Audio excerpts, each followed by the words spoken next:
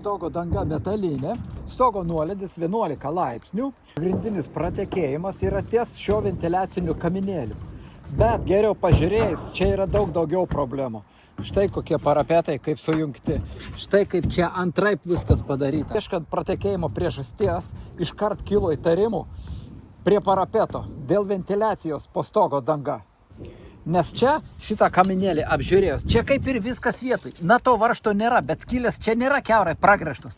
Hermetikas kaip ir vietoje. Gal ir būtų šiek tiek pratekėjimo, bet tai minimum.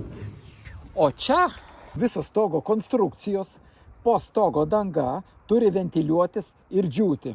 Šiuo atveju, kaip matau, prie latako oro tarpo oro padavimui nėra. Čia užspausta su laštakiu, čia taip pat nėra oro tarpo, minimalus. Be to, čia turėjo būti užlenktas. O dabar čia štai kas dedasi. Taigi, oras turi pakliūti prie latako laisvai ir išeiti aukščiausiame stogo taške prie kraigo. Dėl to ir išardžiau parapetą, kad pasižiūrėti, kokia situacija čia. O čia situacija tokia difuzinė plėvelė uždėta ant parapeto šono, jinai užleista čia ir dar pratęsta net iki čia.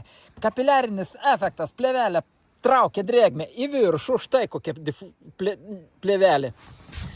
Taip, ir USB plokštė taip pat šlampa ir jin jau kaip pradėjo pūti, apačia visa prapūvusi. Dabar apie ventiliacinį tarpą, kuris turėtų būti čia stogo aukštumoje prie parapeto. Toje vietoje prie parapeto stogo danga pratęsta iki pat parapeto mūrinio. Štai matosi, kad danga iki mūrinio ir ten nėra jokio oro tarpo. Taip pat sekantis žingsnis, štai čia taip pat jinai pratęsta stogo danga iki mūrinio ir dar ten, jeigu ir yra minimalus tarpas, šiek tiek matosi, bet tai labai mažas, ten pusė centimetro galbūt. Bet jis uždengtas dar apšiltinimo vata, iš viršaus uždengtas. Taigi oro tarpo natūraliai stogo ventiliacijai čia garantuotai nėra. Tai padaryti stogai supūna per keletą metų. O dabar dar apie parapeto kepurę. Jinai taip pat nėra sandari ir praleidžia vandenį, drėgmę. Štai kaip suleista čia kokie tarpai, pirštai lenda. Varžtai laisvi, sukinėjasi su ranka štai. Ir taip pat visi sujungimai taip pat padaryti. Taip ir čia, kampas ant hermetikų, čia turėjo būti pakelta siūlė normaliai, be jokių hermetikų sandariai. Taigi čia nesandaru, čia tas pats ir čia tas pats. Nu štai, pirštai lenda rankos. Toliau visi sujungimai. Visi. Ir čia, ir varžtai, ne visi kiti prasukti varžtai, tiesiog makaluojasi ir praleidžia drėgmę. O kad nesandaru, tai matosi čia akivaizdžiai, štai USB kokia. Jinai visa drėgna, plėvelė difuzinė, jau pradėjusi pelyti. Štai čia pajudavusi, pradėjusi pelyti. Ir čia kokia jau eina gabalais, štai kokia. Tai dabar žiūriu, prie ko pritvirtinta ta USB plokštė buvo ir skarda. Taip, yra tašai čia, bet tie tašai taip pat jau pajudavę ir papelyje, pradėję pūti. Taigi stogą reikia greitai gelbėti. Dar pasižiūrėsiu, kokiame stovyje grebės tai yra. Dabar dar užkliuvo akis dėl kamino aptaisymo.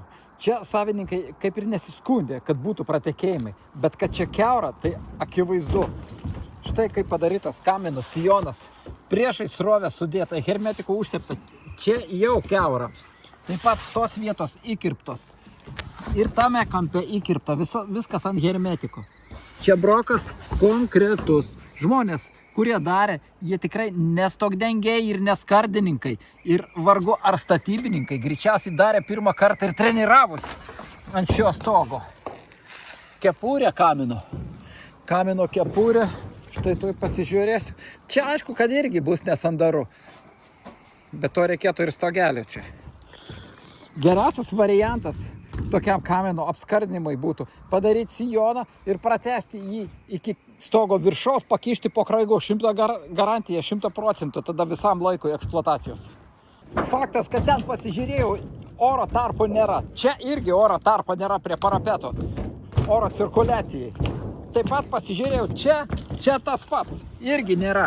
Tai stogo danga eina iki ir jinai remiasi į vėjaskardę ir prigulusi prie grebėsto, o grebėstas prie pat vėjaskardis. Todėl orui cirkuliacijai čia tarpo taip pat nėra. Štai šios stogelio nuolydis 5 laipsniai. Štai. Ir čia taip pat pridaryta visokių klaidų. Taigi čia parapetas prijungtas prie sienos ir užtepta hermetiku, o čia turėjo būti skarda užkelta, va taip užlenkta ir sandariai be jokių hermetikų ilgalaikiškai padaryta. O čia, tai čia laiko klausimas, be to ir dabar jau pūna tos vietos. Parapetai, štai kokie tarpai. Čia turėjo būti ant siūlių pakelta viskas. Štai ir čia kokie didžiuliai tarpai.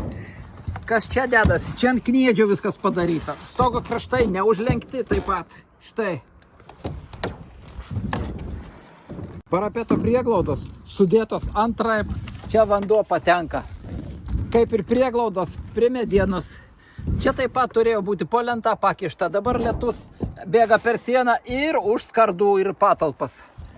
Jeigu iki patalpų čia ir nedaeina vanduo, nedabėga, bėga į konstrukcijas, kurios pūna, vata drėksta, praranda savo šiluminės savybės. Palangės taip pat kampai su įkirpimais. Štai čia tarpai kokie, sujungimai kokie turėjo būti ant siūlių. Kuo tolyn, to baisin. Čia parapetai. Štai toje vietoje. Čia taip pat viskas. Vienas ant kito sudėta, hermetikų užtepta ir bėga, ir varva, visi galai varva. Ir čia, ir čia, ir čia. Čia kraigas koks padarytas. Uždėta detalė, čia iš vis ne nuo kraigo kažkokia kitokia. Susukta varžtų į stogo dangą, ten kiaurai. Taip pat pratekėjimai. O plus ventiliacija toje vietoje turi būti oro cirkuliacijai. Taigi tarpas, minimum 2 cm tarpas turi būti, jeigu norint, kad teisingai technologiškai ventiliuotųsi. Tos vietos taip pat perdengimai štai kokie, o nuolydis čia visai mažiukas. 1,5 laipsnio. Čia taip pat prieglauda antraip sudėta, čia taip pat galai neužlenkti, štai kas dedasi, kokia situacija. Kapiliarinis efektas, vanduo grįžta atgal, ten per lašinę, laštakį ir pūdo medieną, difuzinę plėvelę. Dabar nuolydis ant šio stogelio, tuoj pažiūrėsim, tai